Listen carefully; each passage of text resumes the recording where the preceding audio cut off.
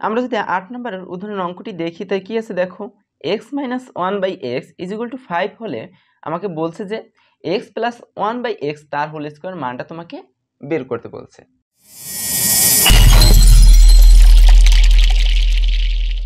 এটা হচ্ছে কি, তুমি দেখার সাথে সাথে অর্থাৎ অঙ্ক দেখার সাথে সাথে তোমাকে ওটা মাথায় আনতে হবে যে আমাকে এইখানে ওই সূত্রটা প্রয়োগ করতে হবে। তো এই জন্য কী করতে হবে, তোমাকে সূত্রগুলো খুব ভালোভাবে মুখস্থ করতে হবে। তো দেখো এখানে আমাদের যে সূত্রটাকে লাগবে, আমরা যদি সূত্রটা লিখে নেই তো আমরা জানি কি এখানে কিসের মান দেওয়া আছে দেখো, মাইনাসের মান। তাহলে এখানে কি করতে হবে, মাইনাসের যে সূত্রটা আছে সেইটা নিব। তো আমরা কি লিখতে,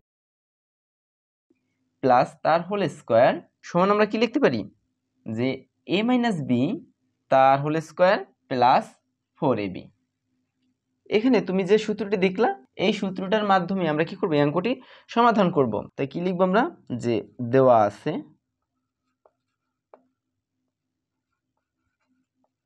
কি দেওয়া আছে আমাদের, x - 1/x = কত আছে তোমার 5 দেওয়া আছে, এবং তোমাকে কি বলছে এই অংশটুকুর মানটা তোমাকে বের করতে বলছে। তো এইটুকু আমরা বসাবো, অতএব দাও, এবং x + 1/x তার হোল স্কয়ার। এখন দেখো তুমি যদি একটু খেয়াল করো, এইখানে x এর জায়গায় যদি তুমি a কল্পনা করো এবং 1/x এর জায়গায় যদি তুমি b কল্পনা করো, তাহলে কি হয়, a + b তার হোল স্কয়ার না। তাই a + b তার হোল স্কয়ার সমান আমরা কি লিখতে পারি, তাহলে a - b তার হোল স্কয়ার প্লাস 4ab। তো এখন তোমাকে কি করতে হবে, এটুকুর পরিবর্তে যদি তুমি এইভাবে লিখতে পারো, তাই এই অংশ তোমাকে কি করতে হবে, এইভাবে সাজাতে হবে। তাহলে আমরা সাজাতে পারি কিভাবে দেখো তো, x - 1/x তার হোল স্কয়ার দিতে পারি প্লাস 4 ইন্টু কি লিখবো, এখানে a আছে কি তোমার x আর bs হচ্ছিল 1/x সমান দাও। এখন এটুকুর মান আবার কত দেওয়া আছে, এই যে 5 দেওয়া আছে, তো তুমি 5 বসিয়ে দাও এবং তার হোল স্কয়ার হবে প্লাস 4। এখন এই x বাদ যায়, ভাগাকার আছে, তাহলে কি যায় x বাদ যায় না, তো এখানে থাকলো কি তোমার 4 থাকলো।